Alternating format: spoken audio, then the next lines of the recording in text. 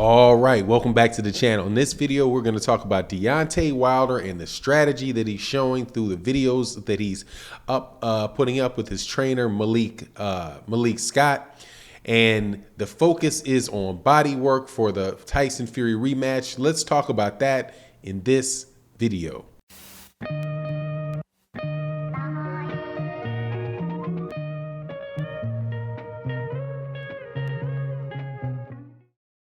All right, welcome back to the channel. So we've got probably the biggest fight in boxing coming up between Deontay Wilder and Tyson Fury. It's the third fight in their trilogy, and something obviously is going to have to change for Deontay Wilder to convincingly win this fight with Tyson Fury. The first fight turned out to be a draw, and Deontay Wilder pretty much saved the draw by getting two big knockdowns on Tyson Fury. And then the second fight, we won't talk a lot about the second fight because the second fight, in my opinion, was, it was very, very unique. I feel like I've done enough videos talking about the cheating of Tyson Fury in the second fight, where people should have gotten the point by now. But then, hey, this may be the first video of mine that you watch, so why not do it? Tyson Fury was cheating in the second fight, had loaded gloves. There's been rumors that he messed with his water. So there's just a lot of different things that Deontay Wilder has to try to take care of in order to make sure that he wins this fight. Now, one of the things that he has to take care of is he's going to, and this is what you can see that he's doing with Malik Scott, is he's going to have to change his approach in the boxing ring. Deontay Wilder typically is a kind of a stalking fighter. He doesn't throw a lot of punches, and as a result, he can get down on the scorecards and rounds, and round after round after round goes that way, while Deontay Wilder is looking to land his very big, fight-ending right hand. That I think will be a little bit difficult to do against Tyson Fury, or to bet on against Tyson Fury. So it seems like Deontay Wilder is switching it to being a more of a high volume fighter, and specifically with himself going to the body more. Now you can see in the, I don't have a copy of the video up because I typically just don't do that. I'll let you go and refer to where that is, and you can find the video on Malik Scott's Instagram page, but you can see that Deontay Wilder is spending a lot of time with jabs to the chest and left hooks to the body, all of it looking pretty much to set up the big right hand from Deontay Wilder. And so in order for him to do this, he's going to have to press the action and really push the action on Tyson Fury to get the opening that he's looking for with the right hand to knock him out.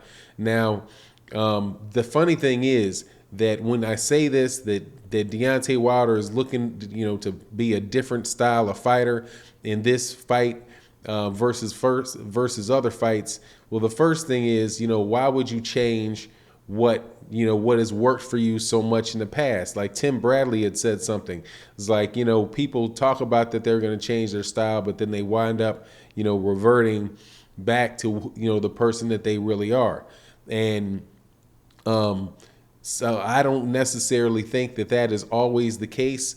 And in fact, I can point out a bunch of examples in boxing where fighters have really changed the styles, changed the way that they were fighting before. For example,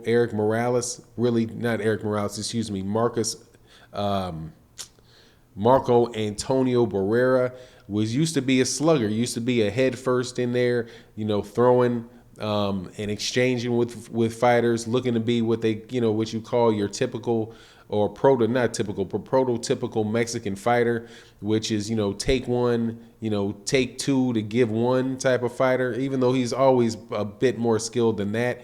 But he changed the way that after having lost back-to-back fights with Junior Whitaker, he changed himself into being more of a boxer. And then after that, he wound up having his fights with Eric Morales and winning the fights with Eric Morales, and winning the fight with Prince Nassim Ahmed, and totally changing up the way that he was fighting. And even Tim Bradley, when Tim Bradley says that you always revert to the person that you are. Tim Bradley changed trainers from Joel Diaz to Teddy Atlas late in his career, and he went through a period of time where at least one fight where he was going to fight in a different style than how he usually fights. Tim Bradley was a stick and move type of fighter, an intelligent fighter, and I wouldn't put him all the way to slick fighter. He's more of a boxer puncher. But in order to be more quote unquote exciting, he changed his style to just going bang straight head up. And we did that with Ruslan Provodnikov. Now, it didn't turn out too well for him, but he was actually able to do the same. He was actually able to, make a change. And other fighters have made changes in the way that they've approached fighters in the past. Muhammad Ali, you change. Some of them people will change just because they physically don't have the same mechanisms that they had before. Like when Muhammad Ali went in the 1960s, that's a different looking fighter, definitely a much more mobile fighter than you see in the 1970s. But yet his success in the 1970s was akin to what it was in the 1960s when he was a lot more mobile. So I don't follow this line of reasoning that people can't change, what they do. And in order for Deontay Wilder and to beat a Tyson Fury, he's got to be able to go in there and fight as a smaller man. And before, when he was fighting Tyson Fury, he was still fighting as the taller man. And, that's usually the case with Deontay Wilder because he's 6'7", but Tyson Fury's 6'9". So when you're the shorter man, you got to try to get inside and get inside the longer reach of the taller man. And that's something that Deontay Wilder was not actively trying to do.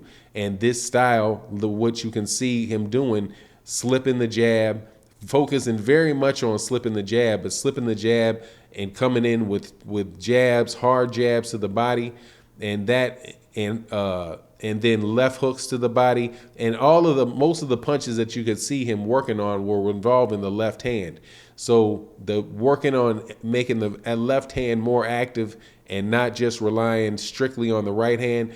But if Tyson Fury's mentality is the same way that it has been, and it should be, because you're going to be looking for that right hand, that left hand is going to be able to find home a lot more easily than it necessarily would before. And those are scoring punches that eventually are going to open up that hit his guard to start defending it, especially this strong as those hooks and the jabs and those hooks from Deontay Wilder look to be, at least in that video. And I do recall that he had a fight where he really did jab Bermane Stiverne very well, and Bermane Stiverne definitely felt that jab.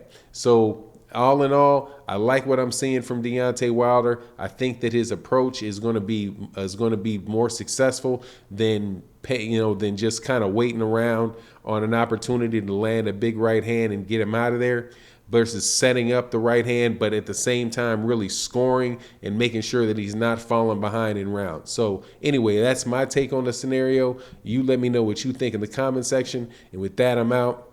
Peace.